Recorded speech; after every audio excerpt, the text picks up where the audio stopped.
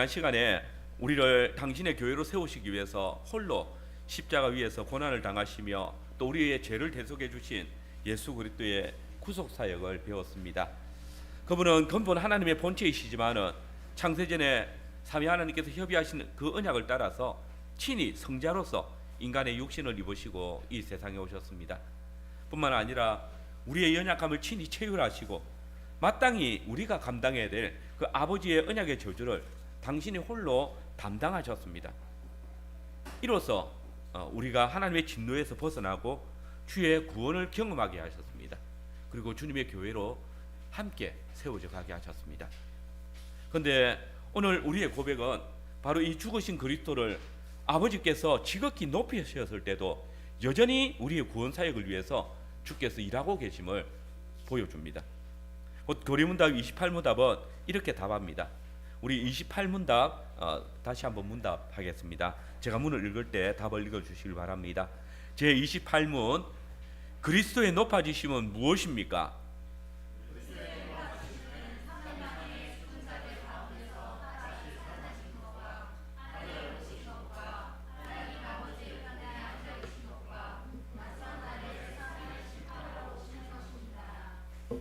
오늘 저는 이 부활의 영광을 통해서 높아지신 우리 주 예수 그리스도께서 여전히 우리를 위해서 행하시는 그 구속의 사역을 살피고자 합니다. 오늘 설교의 주제는 부활로 높아지신 예수 그리스도께서 성천하셔서 다시 오시는 그날까지 당신의 몸된 교회를 위해서 일하신다라는 주제로 말씀을 전하겠습니다. 우리는 먼저 부활로 높아지신 그리스도의 신분에 관해서 한번 생각해 봐야 됩니다. 마태복음 28장 18절을 보시면 부활하신 예수님께서는 제자들에게 아버지께서 나에게 하늘과 땅의 모든 권세를 주셨다라고 이렇게 말씀하셨습니다. 여러분, 이 말씀은 제자들에게 엄청나게 크고 놀라운 힘이 되는 말씀입니다. 왜냐하면 예수님께서는 죽으시기 전에 제자들에게 인자가 권능과 영광으로 올 것이다 라고 말씀하셨기 때문입니다. 지금 주님 앞에, 제자들 앞에 서 계신 예수님께서 아버지로부터 하늘과 땅의 모든 권세를 받았다라고 말씀하십니다. 인자의 영광과 권능이 이미 임하셨다는 것입니다. 주님의 이 말씀은 제자들이 그리스도께서 그들에게 주신 사명을 친히 성취하실 수 있는 그런 능력과 권능을 가지고 계심을 보여주고 있는 것입니다. 그러면 여러분, 이 권능과 권세를 가지신 주님이 제자들에게 맡기신 사명은 무엇입니까? 마태복음 28장 19절을 보면 너희는 가서 모든 족속으로 제자를 삼아 아버지와 아들과 성령의 이름으로 세례를 주고 내가 너희에게 분부한 모든 것을 가르쳐 지키게 하라 라고 하셨습니다. 오늘 마가복음 16장 15절 말씀도 마찬가지입니다. 가라사대 너희는 온 천하에 다니며 만민에게 복음을 전파하라. 믿고 세례를 받는 사람은 구원을 얻을 것이요 믿지 않는 사람은 정죄를 받으리라 라고 하십니다. 자, 그 문제는 무엇입니까? 우리가 아는 한 예수님께서 부활하신 때에 제자들에게는 이 사명을 감당할 만한 그런 믿음과 용기가 없다는 것입니다. 지금 온 성내에는 제자들이 예수님의 시신을 훔쳐갔다는 소문이 퍼져 있습니다. 그리고 사내들인 공회와 대제사장의 무리들은 이 제자들을 잡기 위해서 돌아다니고 있습니다. 그러니 제자들이 어떻게 하겠습니까? 숨어 있습니다. 용기가 없습니다. 사실 또 제자들 중에는 이 소문을 인해서 예수님의 부활을 의심하는 자도 있었다라고 오늘 본문은 증거하고 있습니다. 이런 상황에서 예수님께서 제자들에게 분부하신 것, 곧 만민에게 나가서 복음을 전파하는 일, 이는 그야말로 죽음을 각오해야 되는 그런 일들입니다. 그런데 여러분 보십시오. 주님은 이 사명을 주실 때 아무런 근거도 없이 주시지 않으셨습니다. 주님이 이 모든 족속들에게 세례를 주고 주의 분부한 모든 것을 가르쳐 주님의 제자를 삼아라 라고 명령하실 때 주님께서는 이미 당신이 권능을 받으셨음을 제자들에게 알게 하셨습니다. 내가 하늘과 땅의 모든 권세를 받았다. 그러므로 너희는 온 천하에 다니며 만민에게 복음을 전파하라. 즉 예수님께서 주신 그 사명은 당신이 하늘과 땅의 모든 권세를 받으신 사실을 기초해서 주어지고 있는 명령입니다. 사실 예수님께서 하늘과 땅의 권세를 가지신 것은 이번이 처음이 아닙니다. 예수님은 태초부터 아버지 하나님과 함께 계셨고 그 자신이 이 세상의 만물을 창조하신 분이십니다. 그러므로 예수님은 원래부터 하늘과 땅의 모든 권세를 가지고 계셨던 분이십니다. 그러나 여러분, 어떤 일이 일어났습니까? 죄인된 인간을 위해서 하나님이신 그리스도께서, 예수님께서 인간의 몸을 입으시고 이 세상에 오셨습니다. 당신이 가지고 계셨던 하늘과 땅의 모든 권세를 내어놓고 포기하시고 육신을 입으시고 이 세상에 오신 것입니다. 그러므로 그때 바울은 이렇게 찬송했습니다. 너희 안에 이 마음을 품으라. 곧 그리스도 예수의 마음이니 그는 겉은 하나님의 본체시나 하나님과 동등됨을 취할 것으로 여기지 아니하시고 오히려 자기를 비어 종의 형체를 가져 사람들과 같이 되었고 사람의 모양으로 나타나셨다. 자기를 낮추시고 죽기까지 복종하셨으니 곧 십자가에 죽으십니다. 그렇습니다. 예수님은 근본 하나님의 본체이시지만 그분은 죄의 종된 우리를 구원하시기 위해서 친히 종의 형체를 입으시고 당신의 모든 권세를 내어놓으시고 십자가에 죽기까지 아버지의 뜻에 복종하셨습니다. 그런데 보십시오. 그분이 지극히 자신을 낮추셨을 때 전혀 예상하지 못했던 일이 일어났습니다. 곧 하늘과 땅의 권세를 가지신 아버지 하나님께서 죽기까지 자신을 낮추신 그리스도를 다시 높이신 것입니다. 이름으로 하나님이 그를 지극히 높여 모든 이름 위에 뛰어난 이름을 주사 하늘에 있는 자들과 땅에 있는 자들과 땅 아래에 있는 자들로 모든 무릎을 예수의 이름에 꿇게 하시고 모든 입으로 예수 그리스도를 주라 시인하여 하나님 아버지께 영광을 돌리게 하셨느니라. 그렇습니다, 여러분.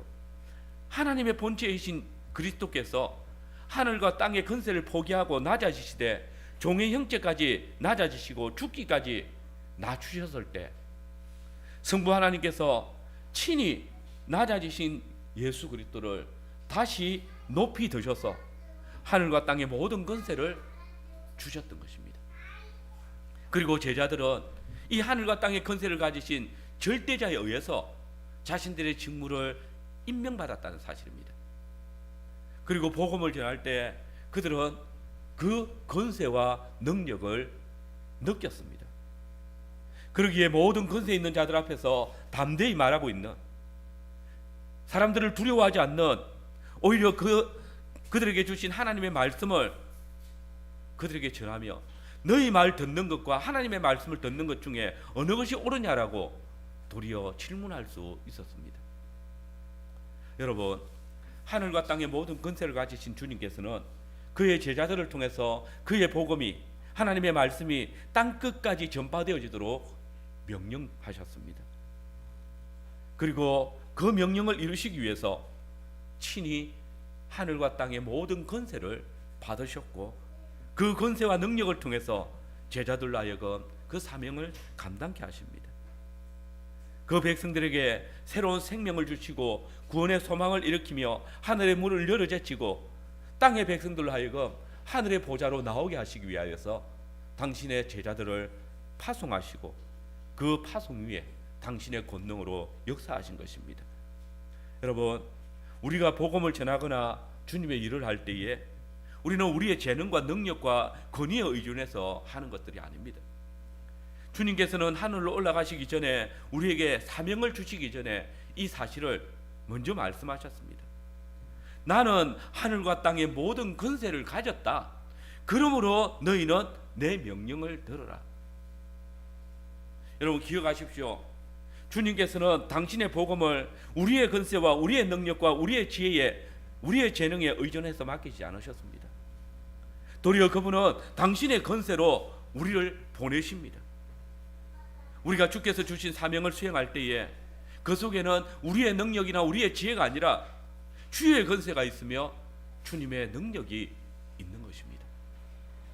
여러분, 부활하신 예수님께서 주신 사명이 우리 앞에 놓여 있습니다. 하늘과 땅의 모든 권세를 가지신 예수님께서는 이제 성령님을 통해서 당신의 권세를 우리에게 위임해 주십니다. 땅끝까지 다니면서 온 천하에 주의 복음을 전파할 때에, 주의 피로 값주고 사신 교회를 건설할 때에, 그 굳게 세울 때에 너무나도 힘들고 또 많은 핍박과 고난을 인해서 어려울 수 있습니다. 수많은 어려움과 힘든 시험이 우리를 낙심하게 만들 수 있습니다. 그러나 보십시오. 우리가 주님의 명령을 겸손히 감당할 때에 이 세상의 어떤 권세도 그것을 가로막을 권리가 없습니다. 만일 우리가 주의 일을 감당할 때에 그것을 가로막는 자가 있다면 그는 교회에 의해서가 아니라, 우리의 권세나 능력에 의해서가 아니라 온 우주의 심판자이신 주님이 친히 심판하실 것이기 때문입니다. 주님은 하늘과 땅의 모든 권세를 가지셨고 주의 권세를 멸시하는 자에게 심판줄에서 권세를 드러내실 것이기 때문입니다. 이 시간 우리가 부활하심으로써 하늘과 땅의 모든 권세를 가지신 주님의 명령에 순종하며 모든 생활 속에서 주의 나라와 의를 위해서, 주의 몸된 교회를 위해서 맡겨진 직무를 감당한다면, 자신의 온 삶을 그 말씀의 터 위에 세워가기를 힘쓴다면 주께서 하늘의 권능으로 우리를 도와주시며 또한 함께하여 주실 것입니다. 두 번째로, 성천하셔서 교회를 도우시는 그리스도이십니다. 그런데 여러분, 예수님께서 제자들에게 이 사명을 맡기셨지만 그 이후에 큰 변수가 생겼습니다. 그것이 무엇입니까? 제자들에게 너희는 온 천하에 다니며 만민에게 복음을 전파하라고 명령하셨던 주님께서 부활하신 후 40일이 되는 날에 하늘로 올리우신 것입니다. 사실 지금까지 제자들은 늘 예수님과 함께 있었습니다. 그래서 비록 산헤드린 공회원들이 겁나고 또 유대인들이 무섭지만은 예수님께서 함께 계셨기 때문에 두렵지 않았고 예수님의 명령대로 나가서 복음을 전할 수 있었습니다. 그런데 이제 예수님께서 떠나가셨습니다. 우리는 이들 제자들이 예수님께서 함께 계시지 않을 때 어떻게 행동했는지 잘 보고 알고 있습니다. 예수님께서 십자가에 달려 죽으셨을 때 이들은 유대인들이 겁이 나서 밖으로 나오지도 못했습니다. 두려워 떨며 숨어 지냈습니다. 이제 주님께서 이들을 떠나가셨습니다. 그러니 이들은 다시 사람들을 피해서 숨어 다니지 않겠습니까? 그러나 여러분, 주님은 성천하실 때 결코 제자들을 홀로 내버려 두시지 않으셨습니다. 오늘 본문 20절에 제자들이 두루 전파할 때 주께서 함께 역사하셨다라고 합니다. 예수님께서는 제자들이 하나님의 말씀을 전파할 때에 그들과 함께 하셔서 표적을 행하게 하시고 이를 통해서 그들이 전하는 말씀을 확실히 정언하게 하셨습니다. 그러면 여러분, 주님이 어떻게 제자들과 함께 하셨습니까? 우리는 사도행전 1장에서 주님이 승천하시기 직전에 제자들에게 너희가 온 천하에 다니며 만민에게 복음을 전파하라 라고 이 명령을 주실 때 하신 말씀을 기억합니다. 그때 주님은 이 제자들에게 명령만 주시지 않고 한 가지 약속을 덧붙이셨습니다. 그 약속이 무엇입니까? 오직 성령이 너희에게 임하시면 너희가 권능을 받고 온 천하에 다니며 복음을 전파하라. 그렇습니다. 예수님께서 성천하실 때 제자들과 항상 함께 하시는 방식을 알게 해주셨는데 그것이 무엇입니까? 당신이 아버지께 받아 보내신 성령님을 통해서 그렇게 하시겠다는 것입니다. 여러분, 우리는 성령님의 별명 중에 하나가 예수의 영이라는 사실을 알고 있습니다. 사도행전 16장 7절에 보시면 무시야 앞에 이르러 비두니아로 가고자 애서되 예수의 영이 허락지 아니하시도다. 여러분 보십시오. 예수님은 우리를 영원히 떠나신 것이 아닙니다. 그분은 하늘로 올려가신 후에 우리에게 예수의 영, 그 성령을 부어주셨습니다. 그분의 성령께서는 영원토록 우리를 떠나가시지 아니하시고 영원히 우리와 함께 하십니다. 우리가 주님께 받은 그 사명을 온전히 수행할 수 있도록 함께 역사하십니다.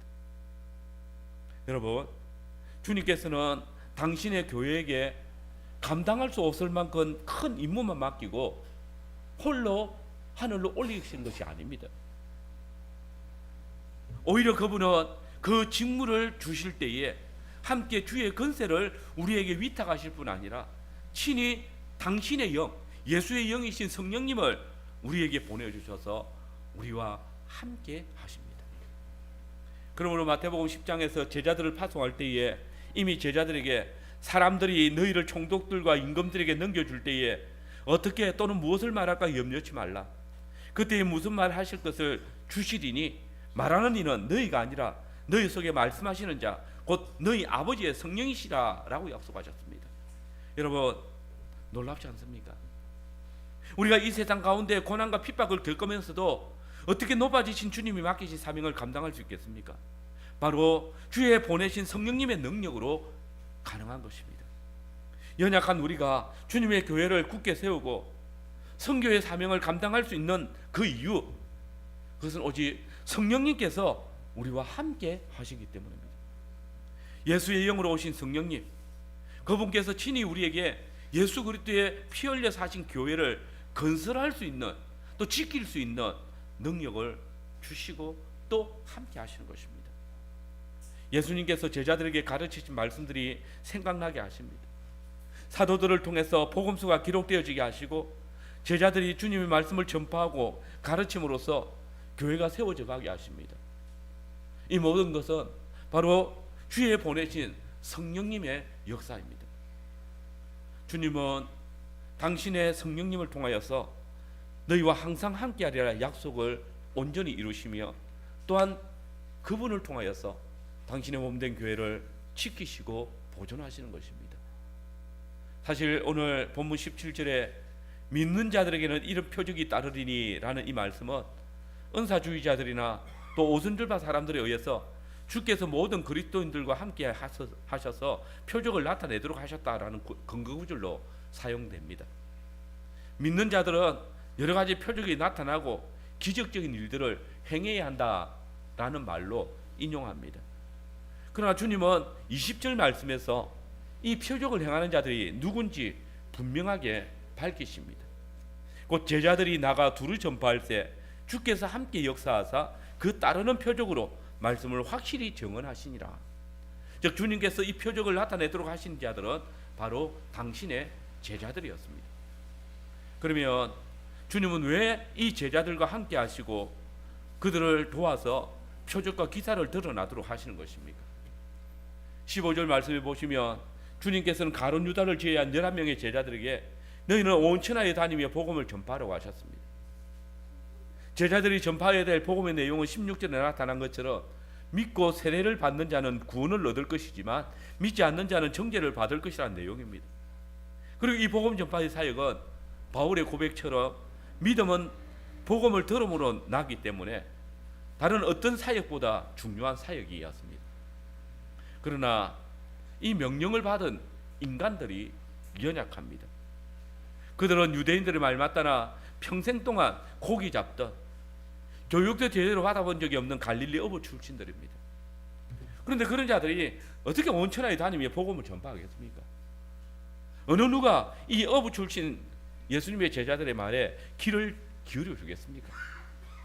그것도 유대인들은 꺼리끼는 것을 여기고 헬라인들은 미련한 것으로 여기는 십자가에 달려 죽으신 예수님이 우리의 죄를 사하시고 온 세상을 구원하시는 메시아시다, 그리스도시다 라고 말할 때 그걸 믿을 줄 사람이 얼마나 되겠습니까?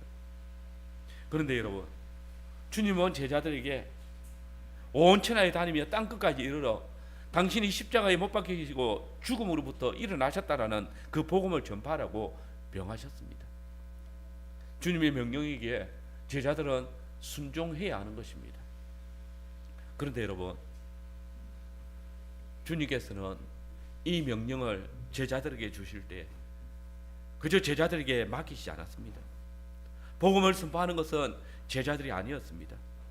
그들은 단지 가서 주님께서 당신의 성령을 통해서 알게 하시는 그 말씀을 선포할 뿐입니다.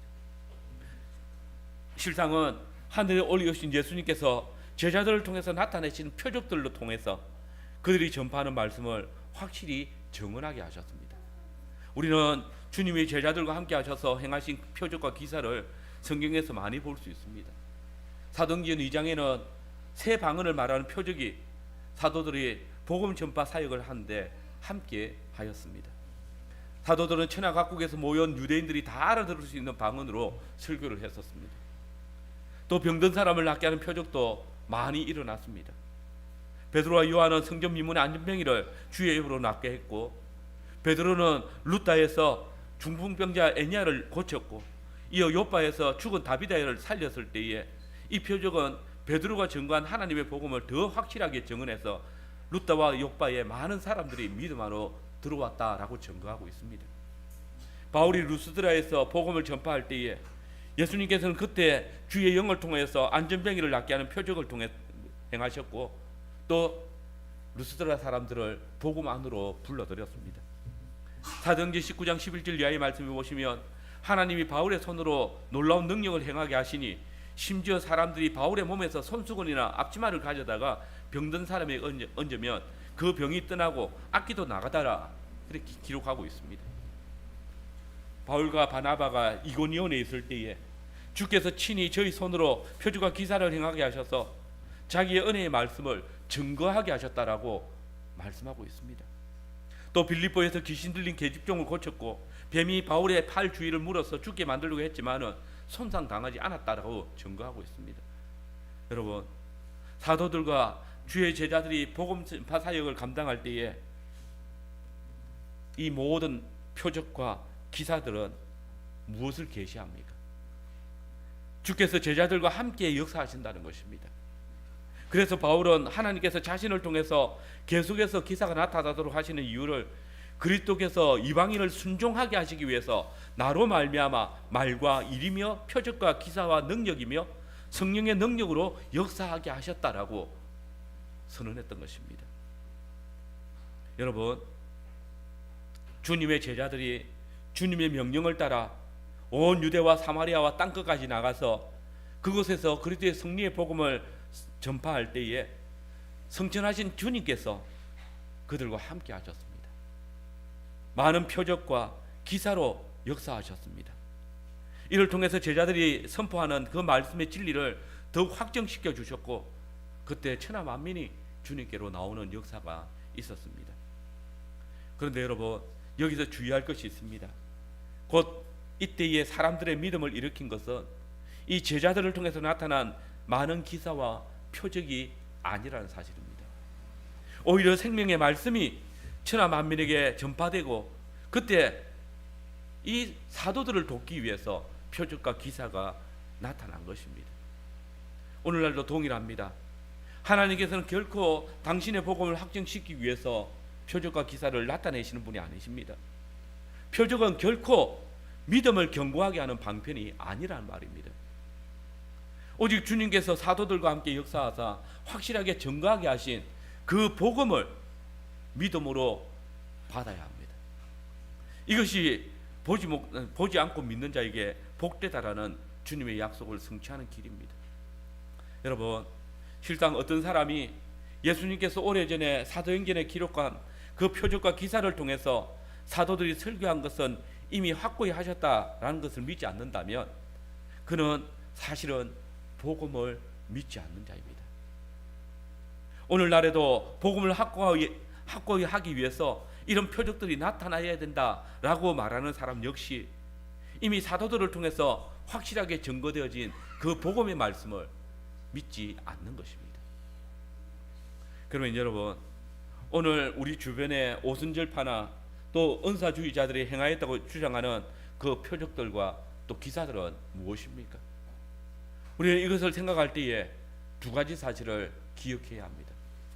먼저 하나님께서 오늘날도 믿는 자들이 병 고침과 귀신 추방의 기적들을 실행할 것이라고 말씀하지 않았다는 것입니다. 이 말은 오늘날에는 기적을 행하시지 않는다, 이런 말이 아닙니다. 오히려 우리가 표적이나 기사에 대해서 들을 때에 그것들이 하나님의 은혜다, 능력이다라고 동요하거나 흔들리지 말라라는 것입니다. 오히려 여러분들이 이 병고침을 받거나 또 주장하는 자들에 대해서 부러워할 이유가 없다는 것을 주님께서는 우리에게 가르치십니다. 많은 중직자들조차도 경험을 내세워서 하나님의 말씀을 무시하고 자신의 체험이나 또 사람들의 능력을 의지하게 만듭니다. 그러나 주님은 결단코 복음 외에 다른 것으로 우리를 언약 안으로 부르신 일이 없습니다. 우리가 또 한 가지 기억할 것은 바울이 데살로니가 교회에 보낸 편지 내용입니다. 데살로니가 후서 2장 9절에서 12절의 말씀을 보시기 바랍니다. 거기 보시면 악한 자의 나타남은 사단의 활동을 따라 모든 능력과 표적과 거짓 기적과 불의의 모든 속임으로 멸망하는 자들에게 있으리니 이는 그들이 진리의 사랑을 받지 아니하여 구원함을 받지 못함이라. 이러므로 하나님이 미혹의 역사를 그들에게 보내사 거짓 것을 믿게 하지만 진리를 믿지 않고 불의를 좋아하는 모든 자들로 하여금 심판을 받게 하려 하심이라. 무슨 말입니까? 이 말씀을 요한계시록 13장 13절 이하의 말씀에 비교해서 참고해 보면 오늘 어떤 교회 안에 표적과 기사가 일어나는 것은 예수 그리스도와 관련이 있기보다는 오히려 사단과 더 관계가 깊을 수 있다는 것입니다. 사단의 역사를 따라 일어나는 일일 수 있다는 것입니다. 사단은 언제든지 자신을 광명의 천사로 과장하여서 교회 안에 들어올 수 있으며 사단은 그 모든 능력과 표적과 거짓 기적과 불의의 모든 속임으로 멸망하는 자들에게 드러낼 수 있다는 것입니다. 저 곧 용처럼 생긴 짐승이 큰 이적을 행하되 사람들 앞에서 불이 하늘로부터 내려오게 하고 짐승들 앞에서 받은 바 이적을 행함으로 땅에 거하는 자들을 미혹하도다 라고 주님께서는 분명하게 말씀하십니다. 그래도 표적과 기사가 오늘 교회 안에 나타나야 살아있는 교회라고 또 성령의 역사하는 교회라고 말할 수 있겠습니까? 여러분이 당황하도록 하는 심정으로 말씀드리는데 하나님의 말씀보다 이 기사와 표적으로 그 표지를 삼는 교회는 사단의 회입니다. 주님이 부자와 나사를 비유해서 친히 말씀하신 대로 모세와 선지자들에게 듣지 않는 자들이라면 죽은 자가 다시 살아나는 일이 있어도 이 놀라운 표적과 기사가 일어난다 할지라도 결단코 믿지 않습니다. 우리의 믿음은 항상 그리고 오직 그리스도의 말씀에 의해서 지배를 당합니다. 하나님의 말씀을 받고 동료해야 되고 하나님의 말씀에 의해서 우리의 마음은 흔들려야 합니다. 왜냐하면 말씀만이 우리를 구원에 이르게 하는 하나님의 능력이기 때문입니다. 내가 복음을 부끄러워 아니하노니 이 복음은 모든 믿는 자에게 구원을 주시는 하나님의 능력이 됩니다. 그리고 우리가 그때 사도들을 통해서 선포되어진 그리스도의 말씀을 믿을 때 우리는 주께서 나타내신 표적보다 더 큰 표적을 경험하게 됩니다. 그 표적이 무엇입니까? 그 성령께서 교회 안에 보존하여 주신 그 말씀을 믿음으로 구원에 이르는 자들이 나타나는 것입니다. 말씀으로 온 교회가 새롭게 되어지고 변화되어지고 의와 진리의 거룩함으로 자라가는 것이 더 놀라운 표적입니다. 보이지 아니하는 하나님의 말씀을 믿음으로 변하여 새 사람 되어지는 놀라운 표적들이 나타나는 것입니다. 진실로 우리 주 예수 그리스도께서 사도들에게 베푸신 그 능력과 권세는 하나님의 말씀을 온전히 선포하는 것을 통해서 나타나는 것이고 또한 그 선포되어진 말씀을 확정하기 위해서 드러난 그 표적과 기사는 주의 말씀이 기록되음을 통해서 증거되어졌습니다. 이제 마지막으로 하늘 보좌 우편에서 교회를 다스리시는 그리스도이십니다.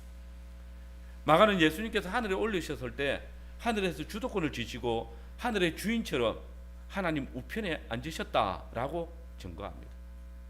오늘 본문의 이 앉으시니라라는 단어는 능동태입니다.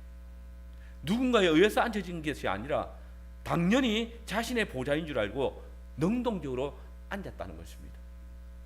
그러면 여러분, 왜 예수님이 친히 하나님의 우편에 앉으셨을까요? 왜 예수님은 부활 성천하실 때처럼 당신이 아버지께서 자리에 앉으라 라고 말씀하실 때까지 기다리지 않으신 것일까요? 여기서 우리는 오래전에 하나님께서 친히 시편 110편의 말씀을 통해서 가르치신 것을 기억해야 합니다. 우리가 함께 읽었던 시편 110편에서 다윗은 여호와께서 내 주에게 말씀하시기를 내가 내 원수들로 내 발판 되게 하기까지 너는 내 오른편에 앉아 있으라 라고 하셨습니다. 여기서 다윗은 여호와께서 내 주에게 말씀하셨다라고 했습니다. 이상하지 않습니까?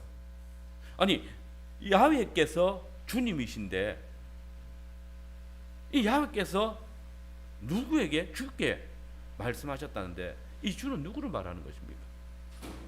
이 말은 하나님께서 다윗에게 하셨던 말씀을 다윗이 하나님께서 자신보다 더 위대한 어떤 분에게 말씀하신 것이라고 해석한 것입니다. 그러면 이 다윗보다 더 위대한 주는 누구십니까? 실로 하나님의 아들 외에는 다른 이가 없습니다. 그렇습니다. 하나님께서는 친히 이 아들에게 당신의 우편에 앉으라고 하셨습니다. 이것이 시편 110편의 진리입니다. 예수님께서는 친히 이 시편 110편이 진리라고 이해하신 것은 당신이 배반당하시고 밤에 대제사장에게 하셨던 말씀을 통해서 나타내셨습니다. 예수님께서는 대제사장에게 인자가 권능자의 우편에 앉는 것을 너희가 보리라 라고 말씀하셨습니다.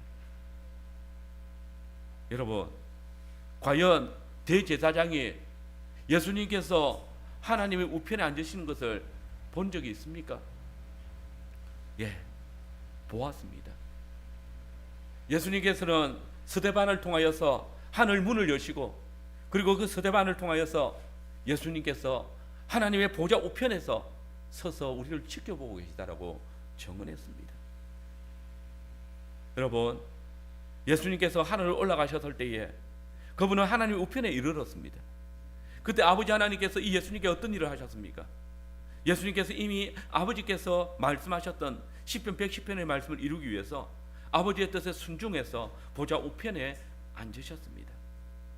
당신이 친히 이 말씀을 이루신 것입니다. 또한 이 우편에 앉았다라는 말은 무엇을 의미합니까? 성경에서 이 앉았다라는 말은 통치한다라는 개념을 가지고 있습니다. 모세와 아론이 방문한 애굽의 바로는 자기 보좌에 앉아 있었습니다. 애굽을 통치하는 자란 말입니다.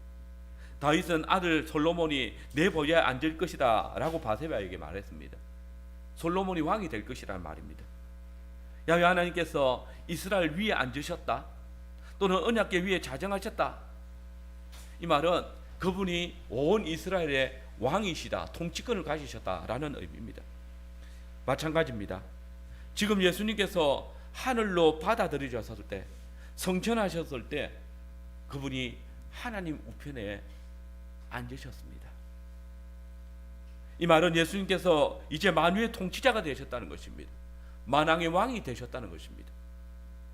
이는 앞서 우리 죄 때문에 십자가에 달리신 예수님을 거절했던 하나님께서 이제 부활하신 예수님을 하늘로 받아들이시고 예수님으로 모든 세상의 통치자가 되게 하셨다는, 모든 이름 위에 뛰어난 이름을 주셨다는 그런 선언입니다. 특별히 마가는 예수님께서 하나님 우편에 앉으셨다라고 강조합니다. 성경에서 우편은 종종 영광과 권능의 장소를 의미합니다. 예수님께서 하나님 보좌 우편에 앉으셨다, 하나님께서 예수님께 전능하신 당신의 그 오른편의 능력과 권세를 다 허락했다라는 말입니다.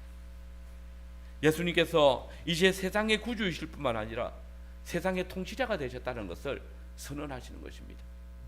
하나님 오른편에 앉으셔서 그 능력을 행하시는 분이 되신 것입니다. 그러므로 바울은 에베소서 1장 20절 이하에서 하나님께서 그리스도를 하늘에 있는 자기 오른편에 앉히사 모든 정사와 권세와 능력과 주관하는 자와 이 세상뿐만 아니라 오는 세상에 일컫는 모든 이름 위에 뛰어나게 하시고 또 만물을 그 발 아래 복종하게 하셨다고 증거하고 있습니다. 성천하신 그리스도, 그분은 하늘과 땅 그리고 땅 아래에 있는 모든 것들을 통치하시는 권능을 가지신 것입니다. 여러분, 우리가 주 예수 그리스도를 구주로 믿는 복음을 가지고 살아갈 때에 우리 앞에는 사실 만만치 않은 싸움들이 놓여져 있습니다. 이 싸움은 실제적인 것이고 또 고난의 현실입니다. 우리는 이 전투의 본질을 알고 있습니다. 우리의 생명을 앗아갈 수 있고 우리의 자녀를 넘어지게 할 수 있습니다. 한순간도 우리를 그냥 내버려 두지 않을 것입니다.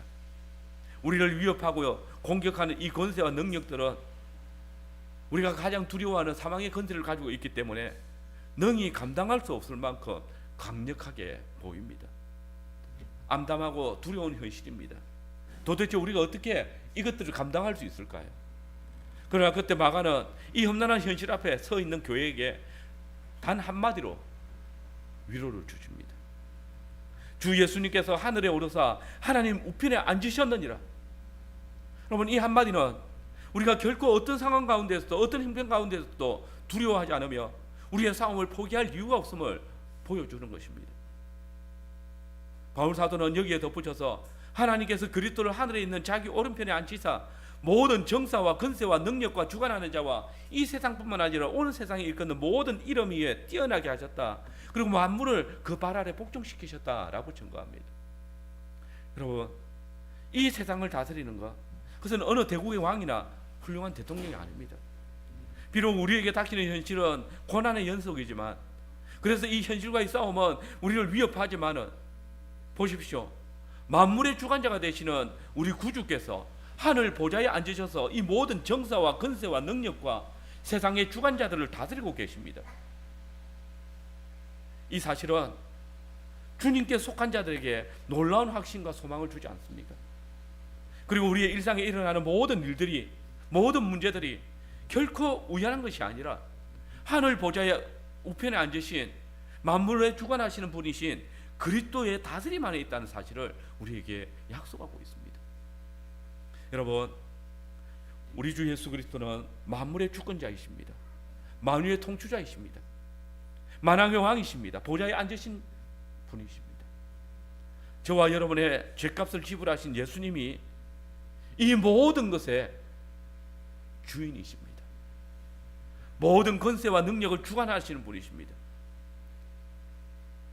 이 예수님께서 오늘 땅 위에서 일어난 모든 일들을 하늘에 있는 당신의 보좌로부터 결정하십니다.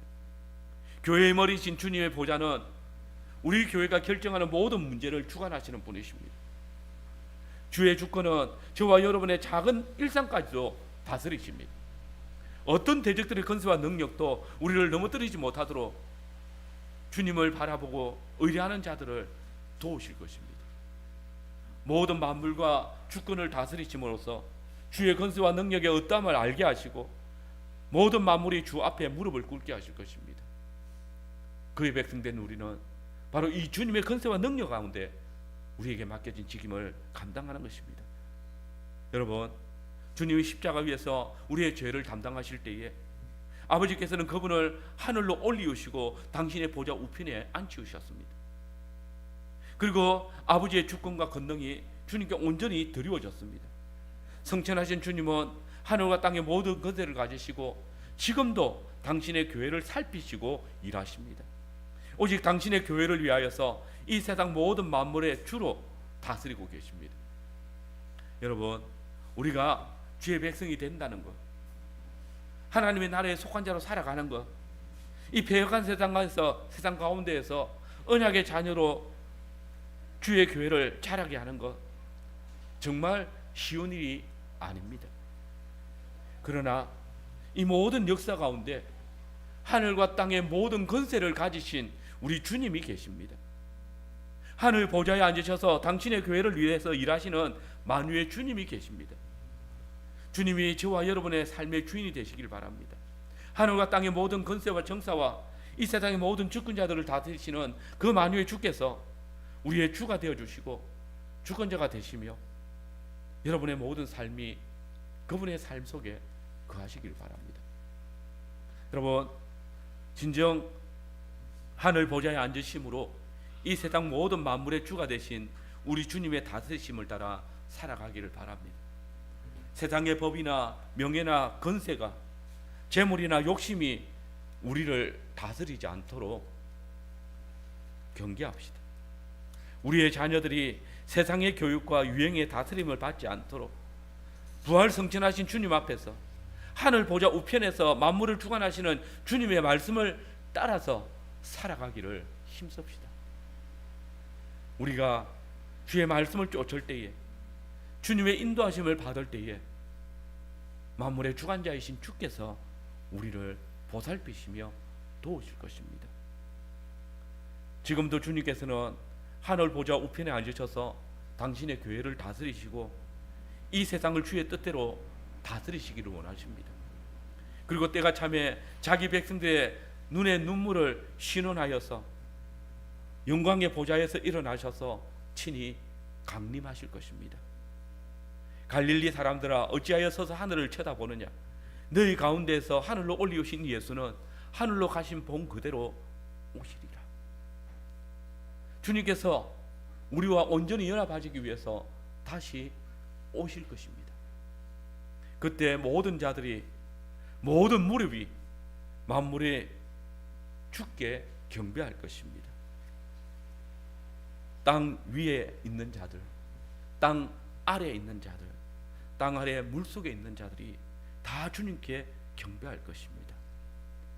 이 시간 그날이 가까움을 볼수록 서로 돌아보며 근하기를 또 모이기를 힘쓰기 바랍니다. 하늘 보좌 우편에서 우리를 다스리는 주님의 권능에 온전히 순종하는 삶을 살 때에 주님께서 이루신 그 승리에 우리가 동참하게 되어집니다. 더불어 주께서 영광 가운데 강림하시기까지 이 어려운 현실 가운데서 하늘 보좌에 앉으신 우리 주의 왕권을 드러내시고 주님과 함께 왕노릇하는 자들이 되십시오.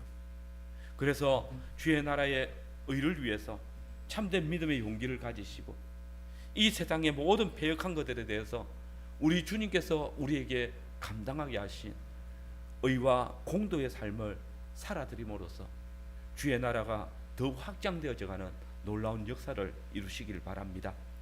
아멘.